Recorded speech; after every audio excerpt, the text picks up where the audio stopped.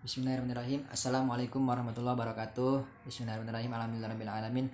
Wa bihi nasta'in ala umuri dinni wa din. Wassalatu wassalamu ala asyrafil anbiya'i wal mursalin wa ala alihi washabihi ajmain amma ba'du. Faqad qala Allah ta'ala fil Qur'anil Karim, a'udzu billahi minasyaitonir rajim. Bismillahirrahmanirrahim.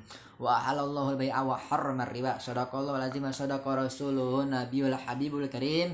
Wa nahnu ala dzalika minasyahidin wasyakirin walhamdulillahirabbil alamin. Perkenalkan, nama saya Muhammad Nur Alim, saya dari kelas 1D, jurusan manajemen dakwah. Di sini saya akan menjelaskan seputar jual beli menurut agama Islam. Sebelum kita masuk ke pembahasan, pasti kita akan bertanya-tanya terlebih dahulu. Apakah itu jual beli dan bagaimanakah cara kita melakukan jual beli dengan baik dan benar menurut agama Islam? Nah, pada segmen kali ini saya akan membacakan atau akan memaparkan materi-materi seputar jual beli menurut agama Islam. Sebagai makhluk sosial atau manusia, pasti kita sering yang namanya melakukan jual beli kepada manusia yang lain. Seperti jual beli makanan, jual beli minuman, jual beli buah-buahan, jual beli sayur-sayuran, dan masih banyak jual beli yang lainnya. Itu sudah menjadi kebutuhan kita. Ya, jual beli itu sudah menjadi kebutuhan makhluk sosial atau manusia.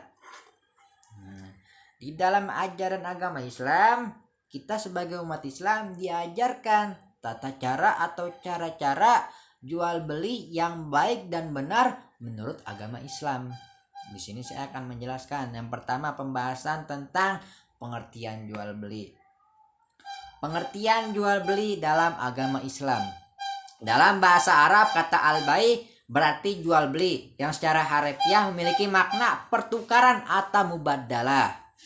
Kata ini dipakai untuk menyebut penjualan maupun pembelian. Jual beli dalam Islam adalah pertukaran sebuah barang untuk mendapatkan barang lainnya, atau mendapat kepemilikan dari suatu barang yang dibayar melalui suatu kompensasi atau iwat. Praktik jual beli dalam Islam sangat penting kedudukannya. Hal ini dapat dilihat dari banyaknya aturan dan larangan yang tertulis dalam Al-Quran mengenai rukun dan syarat jual beli dalam Islam. Kemudian, rukun dan syarat jual beli dalam Islam. Jual beli dalam syariat Islam memiliki arti pertukaran suatu barang yang memiliki nilai dengan barang yang memiliki nilai lainnya atas kesepakatan bersama. Melihat pengertian jual beli dalam Islam ini, syarat jual beli dalam Islam pada umumnya cukup sederhana.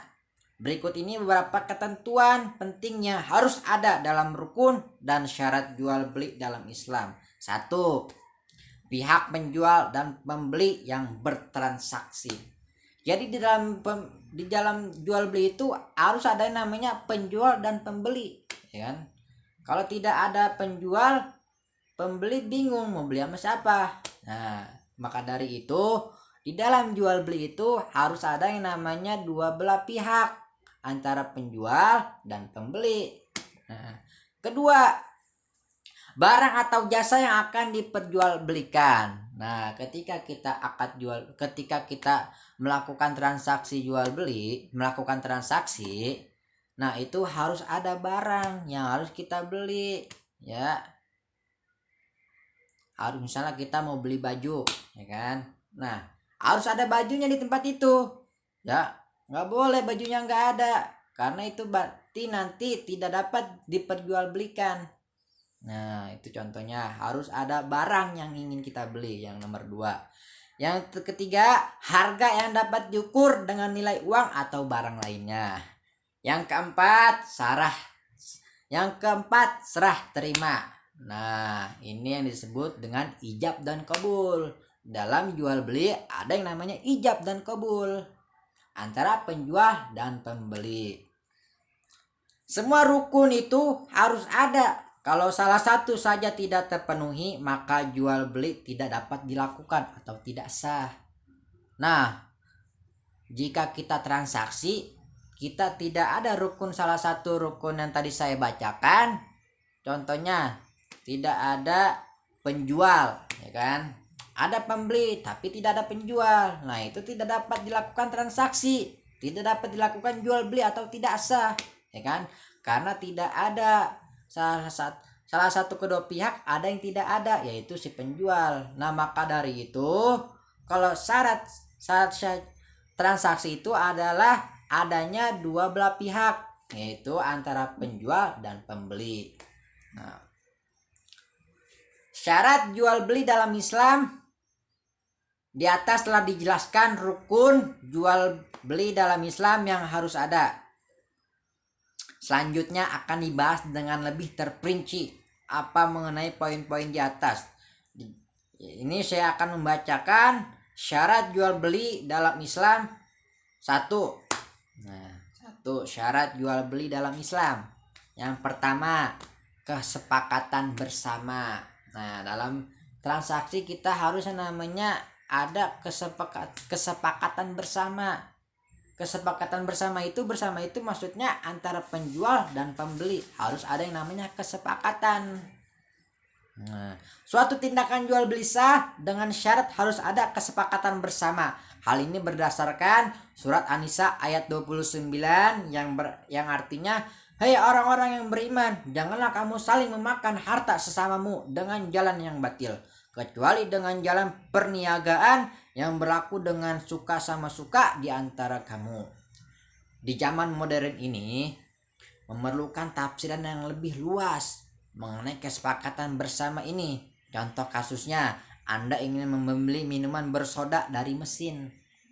Tentunya hal ini sangat berbeda dengan transaksi jual beli yang umumnya terjadi antara dua orang manusia. Apakah transaksi itu sah menurut Islam?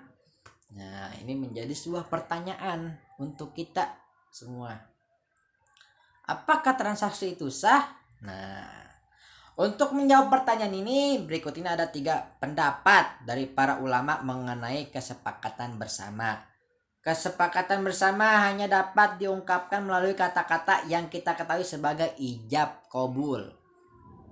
Kesepakatan bersama harus diungkapkan melalui kata-kata dan dapat diungkapkan melalui tindakan yang telah biasa dilakukan. Selain melalui kata-kata, syarat jual beli dapat dipenuhi melalui sikap yang menandakan kesepakatan. Contohnya, saya membeli air minum botolan dan penjual tidak berbicara apa-apa selama transaksi. Jual beli ini tetap sah dalam Islam. Kesepakatan bersama dapat dicapai oleh apapun yang menunjukkannya, baik itu melalui kata-kata atau sikap. Nah, baik, itu saja pemaparan materi seputar jual beli menurut agama Islam. Kesimpulannya ialah transaksi jual beli menjadi sah ketika dapat memenuhi salah satu dari 3 poin syarat-syarat jual beli dalam Islam di atas yang telah dikaji dan dikemukakan para ulama dan pelajar ilmu fikih. Ya. Kurang lebihnya saya mohon maaf. Billahi taufik wal hidayah. Wassalamualaikum warahmatullahi wabarakatuh.